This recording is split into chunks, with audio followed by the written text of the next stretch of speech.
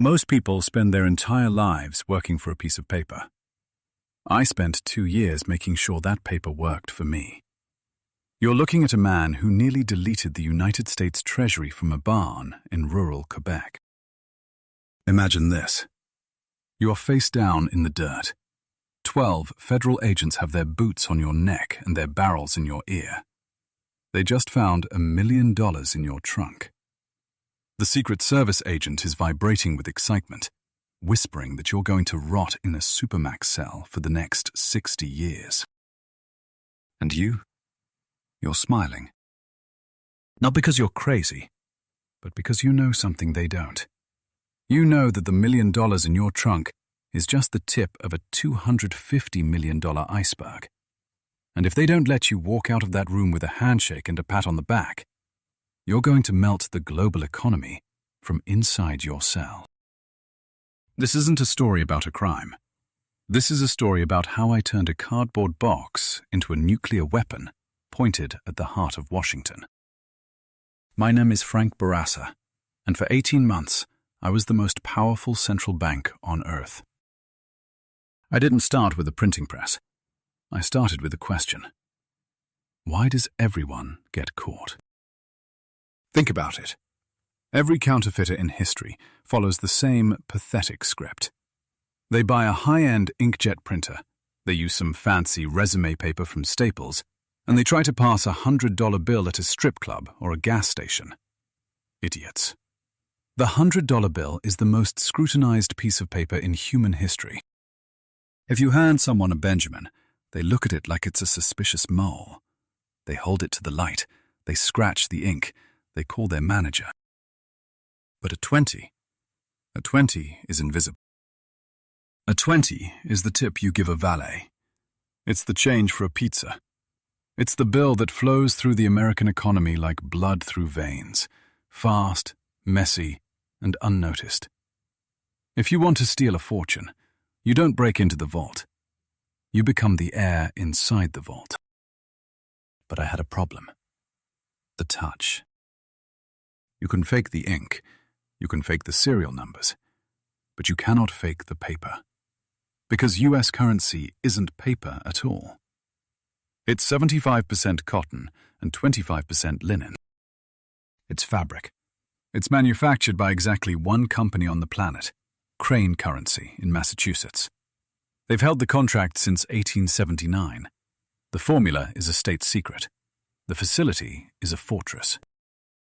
If you don't have that paper, your fakes will feel like a cheap suit in a room full of silk. A cashier will catch you before they even look at the bill. They'll feel it with their thumb, and the game is over. So, I didn't try to steal the paper. I decided to social engineer the world into making it for me. For 47 days, I didn't sleep. I lived in a cluttered apartment outside Montreal, staring at a magnifying loupe. I memorized the placement of every micro-printed word along Andrew Jackson's collar. I measured the security thread's position to the exact millimeter, 1.2 inches from the left edge. Then, I became Jackson Maxwell. Jackson Maxwell was the procurement director for Keystone Investments Limited. He didn't exist, but on paper, he was the most professional man in London. I built a website. I registered a callback number. I had high-end letterhead printed. I started calling paper mills in Europe. 23 mills hung up on me. Some laughed. A few threatened to call Interpol. They knew what 75% cotton, 25% linen meant. It meant trouble. But then, I found a small mill in Switzerland, Artos. The clerk was polite. I told her Keystone Investments was issuing high-security corporate bonds. I told her we needed the most durable, premium rag paper available to prevent forgery. I sounded bored.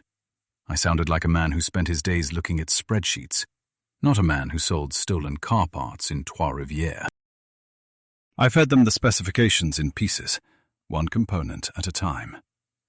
Can you do a custom watermark? Yes. Can you do a 75-25 blend? Of course. Can you embed a polymer security thread with the text USA 20. The silence on the other end of the line lasted 4 seconds. It felt like 4 years. USA 20? She asked. Is that common for a bond? It's for the 20-year maturity series, I said, my voice as flat as a grave. International bonds often use country codes. She didn't ask another question. I wired $50,000 through a maze of shell companies. I didn't hesitate. You can't show fear when you're playing at this level. If you blink, the Swiss call the cops. If you don't, they ship the pallets. In November 2009, 5 pallets of the most dangerous paper in the world arrived at the port of Montreal. It was cleared through customs as specialty bond paper. Nobody opened the boxes. Nobody felt the texture.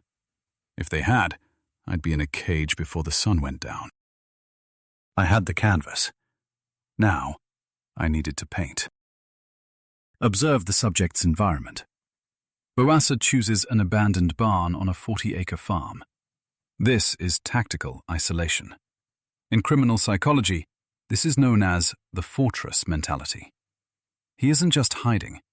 He is creating a controlled ecosystem. He buys a 6-ton Heidelberg offset press, the same machine used by legitimate mints. He moves it with a crane under the guise of a packaging company. Note the total investment, $300,000. This isn't a crime of opportunity. This is a capital-intensive industrial startup. Frank isn't a thief. He's a CEO with a product that happens to be illegal. The Heidelberg press is a beast. It's not a printer.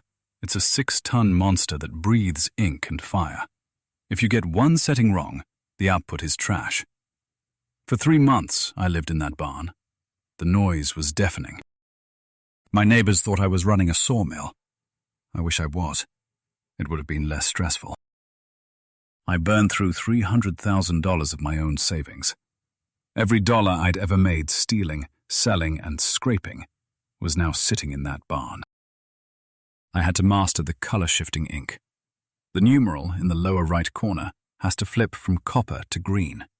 If the angle is off by 1 degree, the bill is dead. I had to learn the exact pressure of the plate to leave that intaglio feel, the raised ink that gives a real bill its soul. In April 2010, the machine produced a sheet.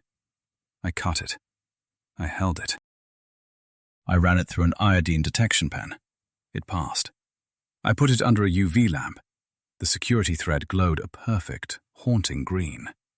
I ran it through a high-end commercial scanner. It didn't trigger any alerts. I took that $20 bill to a local grocery store. I bought a pack of gum. My hands weren't shaking. I watched the teenager behind the counter. He didn't even look at it. He stuffed it in the drawer and gave me my change. I walked out to my truck, sat in the driver's seat, and I started laughing. I didn't stop for 10 minutes. I wasn't just a criminal anymore. I was a god. I'd figured out the cheat code for reality. I went back to the barn, and I hit the switch. I didn't stop until I had printed $250 million. 12.5 million individual bills. I had so much money I didn't know where to put it. I had to buy wooden crates and stack them like hay bales. I was sitting on a mountain of wealth that could buy half of Quebec, but I couldn't spend a single cent of it. Here is the mistake amateurs make. They get greedy. They take their fake money and they go buy a Ferrari. That's how you get a target on your back. I didn't want the life of a flashy gangster. I wanted the life of a ghost. I became a wholesaler. I sold my 20s for 30 cents on the dollar. You want $1 million in fake 20s? That'll cost you $300,000 in real, dirty, used cash. I dealt with criminal organizations in Europe and Asia. I had one rule. Nothing stays in Canada. Nothing goes to the northeastern US. The bills had to enter circulation overseas. A fake 20 spent in a nightclub in Prague doesn't trigger a Secret Service investigation in DC. By the time that bill makes it back to a US Federal Reserve Bank, the trail is years old and thousands of miles long. Between 2010 and 2012, I moved $50 million. My cut was $15 million in clean, legitimate cash. I kept it in offshore accounts in Panama. I lived in the same apartment. I drove the same truck. But I forgot one thing. You can control the machines. You can control the paper. But you can never, ever control the people. March 2012, Las Vegas. A bank teller notices something odd. It's not the quality. The quality is terrifying. It's the serial numbers. 11 bills in a single stack are identical. Frank never duplicated serial numbers. But one of his buyers did. A low-level mob associate in Vegas thought he could maximize his profit by running Frank's Supernotes through a high-end Xerox machine. He was passing fakes of fakes. That was the thread. The Secret Service pulled it, and the whole tapestry started to unravel. They called it Operation Sunset. They spent 4 months building a cage around me. On May 14th, I walked into a rental bungalow to meet a new buyer, a representative of a biker gang. He looked professional. He looked like he could move $1 million a month. "Confirmed," he whispered. The world exploded. Flashbangs are louder than they look in the movies. They don't just blind you, they vibrate your bones. I was on the floor before I could reach for a weapon. The interrogation was a play. They thought they had the lead role. 60 years, Frank. ADX Florence. You'll spend 23 hours a day in a concrete box. You'll forget what the sun looks like. I let them talk. I let them show me the photos of my barn, my press, my plates. I let them feel like they'd won. Then, I leaned forward. You found $1 million in the truck. You found $2 million in the barn. That's $3 million. I paused, letting the silence hang like a guillotine. Where's the other $200 million? The lead agent stopped pacing. I have $200 million in Supernotes, hidden in a location only I know. Right now, they're in crates. But if I don't walk out of here, those crates get opened. My associates will distribute them. Not in Prague. Not in Tokyo. But in every Walmart, every gas station, and every bank from Maine to California. I smiled. Think about what that does to the US dollar. Think about the panic. Think about the inflation. You can send me to prison and watch the economy burn. Or you can give me a deal, take the money, and we all go home. It took 18 months of legal war. Washington didn't want to negotiate. They wanted my head on a pike. But the Treasury Department? They were terrified. They knew my bills were undetectable. If 200 million hit the streets at once, the full faith and credit of the United States would be a joke. In January 2014, we signed the deal. I led a convoy of unmarked RCMP vehicles to a rusted box truck behind an abandoned motel. I snapped the padlock. I swung the doors open. The agents looked like they'd seen a ghost. Pallets of shrink-wrapped 20s, floor to ceiling. It took 4 hours to unload it. I plead guilty to one minor count of counterfeiting in Canada. The US withdrew their extradition request. My sentence? Time served. 6 weeks. My fine? $1,350. I paid it in cash. Today, I'm a consultant. I help security firms and governments understand the flaws in their systems. People ask me if I feel guilty. I tell them I did what the government does every day. I printed wealth out of thin air. I just didn't have a license. The Secret Service says they recovered all the money, but they only know what I told them. Somewhere in a corner of the world, Andrew Jackson is still smiling. And so am I.